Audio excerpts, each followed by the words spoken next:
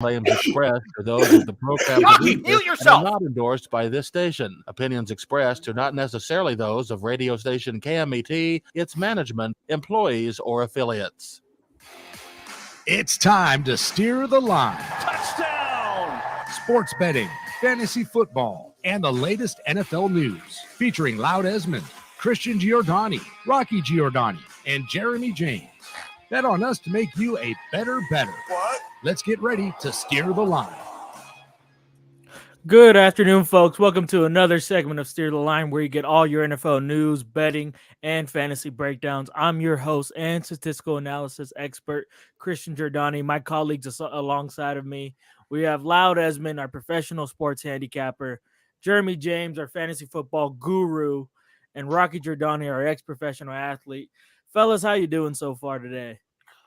All right, I'm home. Love it. Hey, yeah, nice. Me not too. on the I'm road. home. I'm home too, Lou. I came home. Oh, you're back from the Rica. Yeah, I'm at home. I'm here in my living room, in my kitchen, actually. And going back on Sunday. Came in town for a wedding. My goddaughter's getting married. Oh, congratulations. Cool. Yes, sir. Let's just hop right into the NFL headlines, man. The NFL headlines coming in. We got Tyson Bagent. How do you say his name? You said it. Bagnet. Badgett. Tyson Badgett. Badgett, man. You know, this kid comes out of nowhere. He played for Shepherd's University Rams. Division II. Yeah, Division II in West Virginia. And broke every record in Division II football for a quarterback. About to get right into that. 14,000 completions, 17,000 passing yards, and 159 touchdowns as a 5-year starter. And a fun fact, the only reason this kid was on the Bears' radar is because he bumped into a scout for the Bears at a bar a week before the draft this year. And what's crazy, he was recruited by Division I schools, but he didn't like any of the schools that recruited him, so he stayed close to home in West Virginia and went to Shepherd. And so he was not on anybody's radar. He looked great. Oh, my God. He looked better than a lot of quarterbacks in the NFL. He looked better. Look, that offense worked better with him than Justin Fields, right, Jeremy? I mean, it worked well, but, consider who they were playing. Who were they playing? I forget. They're playing the Raiders. And the Raiders defense isn't bad this year. They're like number 15. No, my point is Josh McDaniels finds a way to lose games that he never should lose. Like when he lost to Baker Mayfield when he signed 3 days before the game, last season. And there are a few things that he's done like that. And I was not shocked when this kid came out of nowhere. Even against a defense that's playing well, he found a way to look good and beat that team. So, yeah, but I'm interested to see if he can do it twice in a row because he's going to get the start this weekend too. Yeah, another fun fact about this kid: his dad is a 28-time arm wrestling world champion. Oh, I love that fun fact. Now, his dad was over the top. I like the Bears' chances better going forward with this kid at quarterback. Also, I think. I'm with you. It looked way better. It looked sharper. It looked on time. It looked together. Yeah, we didn't see him come in for one series. We saw him a full 4 quarters. He played very well. Yeah, 162 yards, a touchdown, 72.4 completion percentage, and 97.2 quarterback rating, which is the highest quarterback rating they've had in the past 2 years in a single game. So that's better than Justin Field has had at a quarterback rating his entire career. He So kept his wits about him and went in there and did his job. Yeah, and that's what the Bears need. They need a passer. They don't need a guy who can run for 100 yards behind center. They need a guy who can throw downfield and more than that, to me, he looked like he knew what he was doing on every play. He was checking to the right things. He was taking the check down when he was going through his progressions. The offense had snap. It had pop. It had rhythm. I know the Raiders can make a lot of players look good, but that is the best I've seen that Chicago offense look in 3 years. Yeah, agreed. It's been go ahead, Jeremy. I wouldn't say that. I mean, just 3 games ago, Justin Fields had his highest career game ever. He threw for over 300 yards, 4 touchdowns, and 100 yards rushing. So Yeah, he blind does know how to squirrel. run the offense. He did it 2 weeks in a row, honestly. He had 2 fantastic games in a row where he threw for over 300 yards and multiple touchdowns. So Yeah, I'm just saying, blind squirrel and a nut. So this kid's not the second coming just yet. No, of course not. It's been No, one game. he could be Brock Purdy. He could be Taylor Heineke. Did Fields get injured or did he get benched? He got injured. He got injured, yeah. Should have been benched. Should have been benched. He's not coming back this week. Tyson Badgett. It's gonna take me a while to learn this kid's name. Beauty pageant. It's gonna take me a while to learn this kid's name. Because he's a beauty at quarterback. But he's starting again this week against the Chargers, who are just having a rough year as well. The Bears scored 13 against the Vikings and lost. They scored 40 against the Commanders. That is the game where Fields went crazy, and it was mostly because he was running the ball. And then they scored 28 against the Broncos, who couldn't and lost. They scored 10 against the Chiefs and got blown out. They scored 17 against the Buccaneers and lost. They scored 20 against the Packers and lost. This kid comes in and runs the offense and scores 30 on the Raiders defense, which is not bad this year. So look, you're right. Let's see if he can do it again. But let's just say he figures in one of my favorite picks of the week. There you go. It's been a hell of a story for the week. At the very least, breaking NFL history, being the first Division II guy to ever start in an NFL game. So congrats to this kid. Moving on, this goes right hand in hand to my new trade talk. The Bears are arguably one of the worst teams in the league. Justin Fields has shown that he hasn't been a franchise quarterback yet. I don't think he's going to be that guy in Chicago. He's very disgruntled already. We've seen the comments. He said that it was a coaching problem. Yeah, coaching problems. So is a change of scenery a good thing for Justin Fields? Loud. If I'm the Bears, I don't put him back in until Badgett loses 2 games in a row. I want to see what Badgett has, because they're not going anywhere anyway. I don't think he's the kind of guy that's going to get moved this offseason. There's nobody going to be clamoring for him. Maybe next year in the offseason, but he's not going to be moved at the deadline. Well, that's the most damning indictment of all. Is nobody wants him. Yeah. Yeah, he'll be I don't think there's any major QB moves though coming up. One on the trade team deadline. does want him. The Atlanta Falcons said they're willing to send a 2020 second round pick and a 2025 conditional third round pick, along with Taylor Heineke to match some salary, to Chicago for Justin Fields in return. Is it a good trade, Rocky? No, I don't think Justin Fields is going to help anybody's team. When he come out and tried to throw the coaching staff under the bus for his loss, I think that told everybody what his attitude is going to be like. He's going to be a prima donna even in losing. And those Ohio State quarterbacks are always overrated because they are playing with a bunch of men against kids. And the quarterback gets overrated because the team wins so much. Same way with most teams in college. The thing that I love about this kid, he played in a tough situation in a Division II team and excelled. Broke every freaking record. He's obviously got talent, and he looked great. I would take this kid or Taylor Heineke over Justin Fields all day long. Yeah. I would as well. And I don't think it's a terrible idea for Atlanta because, Desmond Ridder has not been it this past season. Maybe Justin Fields to Atlanta, maybe, a different offensive system might bring out his qualities better, some better offensive weapons. Kyle Pitts, Drake London, I think it's a win-win trade for both sides. You're giving up a second rounder and a conditional third round pick, but I think it's worth the gamble. I would probably trade a third rounder except for that second rounder instead. But yeah, the Bears aren't going to take 2/3 for him though. They'll want more. Yeah, Cowboys. A lot of rumors swirling around that the Cowboys want to make some moves. I've heard the name Derrick Henry to the Cowboys kicked around, and I've heard the name Davante Adams to the Cowboys kicked around. Either one makes sense, Rocky?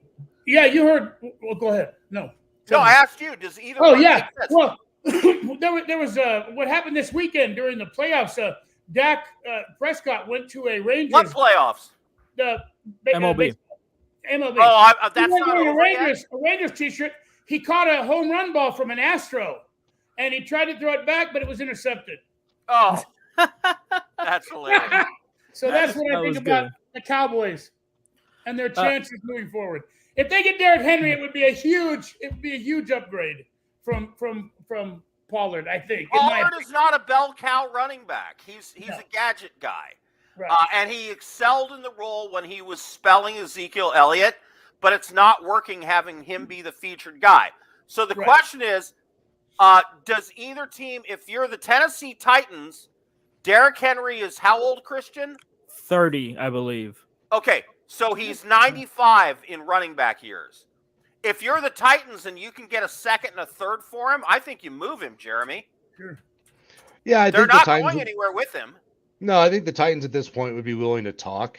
He is aging. They're not moving on with him, or they're not going to the playoffs. Get what you can for him now and start rebuilding around your young quarterbacks. Yeah, I maybe not. There's other teams I think besides Dallas that would be interested, but I could see it happening. It's definitely a Jerry Jones type of move.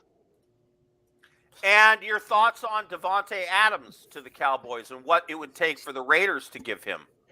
Yeah, they came out earlier last week and said they weren't going to trade Davante and they weren't taking calls for him. I believe that because I think Josh McDaniels is going to have to keep playing and get better to keep his job heading into next season. I don't think they're going to be selling much outside of like Hunter Renfrow, but they could still be buying as he tries to turn things around with still a 3-4 season. Davante Adams to the Cowboys, I don't think it's a very good fit. You got CD Lamb already on there, who's a big ego guy. What I've heard from around the league, this guy wants to be the number one guy on that team. If you bring a guy like Davante Adams, you know what? He's not a number one. He's not. He should never have been a number one. CD Lamb is not a number one receiver. He's a slot guy, in my opinion. Yeah. He's a good receiver. Don't get me wrong, but I don't think he'll be a number one on a championship team. But he has the ego of a number one guy. And bringing in a guy like Davante Adams, you're just going to create tension in that. Would help his career. Would help his career. Let me give a quick reality check here. Raiders play the Lions on Monday Night Football. They're losing, and they're going to lose by 20. Yeah. Giants at the Raiders, that's going to be competitive. Jets at Raiders, the Jets are going to win that game. Raiders at Dolphins, they're going to lose by double digits. Chiefs at Raiders, they'll lose by double digits. Vikings at Raiders, possibly competitive. Chargers, Raiders, they lose. Raiders, Chiefs, they lose. Raiders at Colts, because it's at the Colts, they lose. Broncos at Raiders, competitive. There's maybe 3 more games the Raiders can win the rest of this season. So, why? You're still talking to a coach who then wants to try to turn things around. He knows he's losing his team. He's losing his players. He's probably losing his owner. The fans are turning on him. He's going to try and do something to get this team to win again. I just don't think they're going to be sellers heading into because getting rid of guys like Jacobs and Adams means you're starting over. Yeah, and again, you have Davante Adams for another 2 years after this season. It's not like he's on a contract deal. Jimmy Garoppolo at quarterback, he sucks. You have Brian Hoyer at quarterback, he sucks. I would be playing Aiden O'Connell if I'm Mark Davis. Yeah. I go to McDaniels and I say, "Hey, dude, let's see what we have with the kid. I want to see him on the field because I don't give a rat's ass about your future. What I care about is the future of this franchise. And as ownership, I would be looking at moving Jacobs and Adams and anybody else I can sell because I think McDaniels is fired at the end of this season and you're in a total rebuild. And when haven't the Raiders in the past 10 years, 20 years, 25 years been in a total rebuild? Well, that's how a lot of people see it on the outside. I don't know if that's what Mark Davis is thinking or not. you can't really gauge the man. He doesn't say much, and he seems to be sticking behind his guy. I think he's worried about looking bad too, making his 5th bad hire in a row and have to do it again after 2 years. So he may stick it out. I don't know. You know what? Danny. One of I the think things you're I've saying. learned running multiple businesses is when you make a mistake, correct it. Don't keep writing it. I have never regretted firing somebody too early, but I have regretted multiple times firing somebody too late. Yeah. Anyway, moving on. By the way, I just want to point something out about betting trends. Last week, 7 underdogs not only covered, but won. 7 underdogs won. I was talking to the manager of the Little Creek Casino Sportsbook, which is about 45 minutes from me. It's the closest one to me. And it's the closest one to me that's a real sportsbook. All right. So, sorry, the background noise was getting to me. Anyway, so where was I? 7 dogs outright won. The book said it was the best day that they've had ever. The best weekend ever in terms of what they won 81% of the money on Sunday. Right. So the regular bettors got slaughtered. By the way, I had a crap weekend. In college, I went 2 up, 2 down. In NFL, I went 1 for 4, and that was the Chiefs, which I sort of bet on by accident. But I've never seen 7 underdogs on a single NFL Sunday win outright. Never seen it. And as a result, there's a lot shorter spreads this week. There's a lot of 1, 2, 3 point spreads. The games are not, apart from the obvious mismatches. Right. All right, let's go super dog, Christian. Yeah, let's go to our super dog. We call it our Wonder Dog segment here.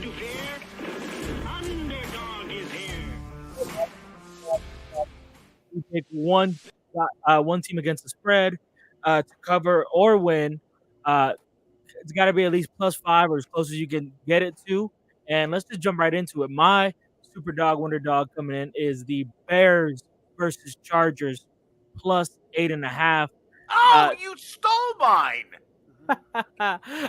Tyson Bagman had a good start to his career last week. Now they're heading to LA to face Justin Herbert and the injury-riddled Chargers. Including we know Mike Herbert. Williams.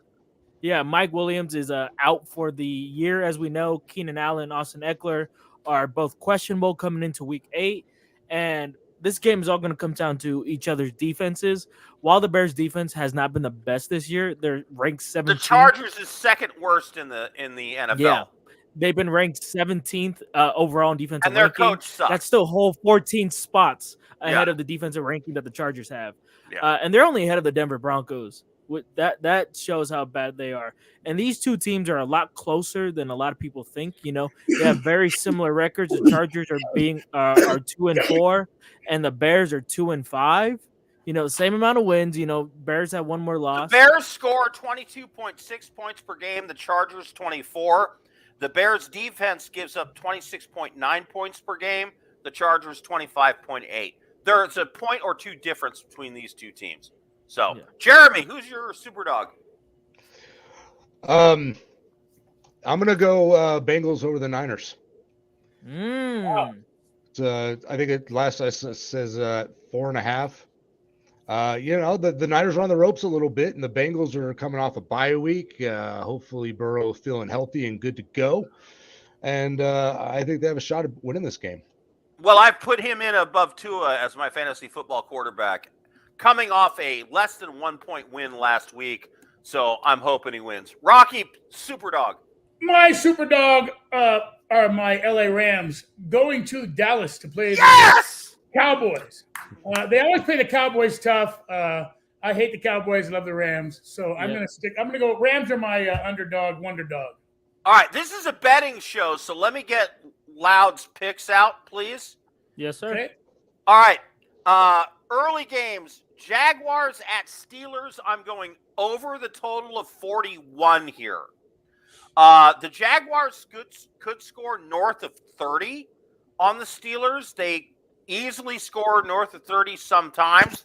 The Pittsburgh showed a little something like some life on offense late in the game against the Rams. They got a win there. I wouldn't be surprised if this game ends up 31-24, 31-21, and goes at least 10 points over 41. I have the Rams plus 6.5 at the Cowboys, possibly beating them. And then Chiefs -7 against the Broncos. I know it's in Denver and it's a division game, but my God, why isn't this line 12? What on earth gives you any confidence that the Denver Broncos could stay anywhere close to the Chiefs? So those are my 3 NFL bets. I know Jeremy doesn't care. College, Michigan State +7 at Minnesota. Neither team can score, so I don't see either one getting more than a few points away from the other. Oregon at Utah. Utah +6.5. Oregon's always overrated. Utah at home, I'll take them plus almost a touchdown. And then my Washington Huskies -26.5 at Stanford. Stanford has lost by more than 30 points 3 times this season. So will the number 2 offense in college football beat them by 26.5? The answer is yes. There we go, Rocky. What do you think? Attaboy. Who'd you take in the Michigan State game? Michigan State +7. Because Okay. neither team can score. They're both averaging less than 20 points. Yeah, it should be a closer game than that. Right, I agree. Well, Ugly Big Ten. I'm saying it'll be like 17-13 at the end by somebody. I like the Steelers though in that game. You taking the over? I think the Steelers played really well. I think they're kind of on track now. But do you think the over is the pick there? Over 41? I don't know, man. Jaguars got a pretty good defense, but they blow it up. Yeah, you're right. That's probably a really good bet. Yeah. All right, we got about 5 minutes. I stay away from the over in that one. Personally, I would just take the play the spread. But So we got about 5 minutes left to the end of the show. So let's head out with our picks of the week. Rocky, I'll let you get yours out of the way first. Detroit Monday night are going to come back big time and show us how that great offense works. They're probably going to win by double digits. They're a pretty big favorite on Monday night. I like Detroit Lions, my pick of the week. Right. Loud, your pick of the week coming up. I'm just going to echo Rocky. The Lions got embarrassed by the Ravens. And their coach is a former player. He's going to be pissed at how bad they got crushed. They have a wounded Raiders team coming into their house. Detroit is going to slap them around for 4 quarters. They might hang 50 on them. You ever think you'd say that out loud? Detroit's going to hammer the Raiders? I never thought I'd say that. Hear that? Yeah. Hey, you know what's the most important thing? Can Detroit win a Thanksgiving game? Yeah, there we go. We'll find out. By the way, the Jaguars have scored 31, 9 against the Chiefs. They had a bad game. 27, 23, 25, 37, and 31. Right. So I think they're going to hang at least 30 on Pittsburgh. Pittsburgh And scores Pittsburgh scores at least 17. That game's going over. All right, for me, my best pick of the week is the Browns +3.5 versus the Seahawks. Geno Smith is the 5th most sacks man in the NFL since the start of last season, with almost 60 sacks allowed, 59, and 13 this year alone. Cleveland has the best pass rush in the league with an average of 3.3 sacks a game, and Myles Garrett already has 7.5 of those sacks this year of Cleveland's 19, and they lead the league in combined QB hurry / knockdowns. Seattle offensive line is ranked 25th in the league. I can't see the offensive line getting Geno Smith that much time, and Geno Smith's numbers fold in half when he has less than 3 seconds in the pocket. So if Cleveland can get it that short, I like Cleveland a lot in this game. +3.5, not just to cover, but to win outright. Jeremy, any fantasy advice for the end of the week? Fantasy advice, no. Sorry, I was looking at games of the week and I wasn't even. All right, so what's Yeah, go ahead. Pick of the week. Game of the week. Well, I was looking at Texans Panthers. The Panthers are just terrible, and I like what the Texans are doing. I think they're going to be able to get their run game going against Carolina this week a little bit more, which is going to open up things even more for CJ Stroud. You know what you should call them? You should call them the Pantsers because they're always getting their pants pulled down on national television on Sundays. They may not win a game. They look bad. Yeah. And then they could draft a quarter. No, no, that pick goes to Chicago. And 2 weeks ago, the Bears were worse. 1 minute. That's the reason why, if I'm the Bears, I'm trading Justin Fields right now.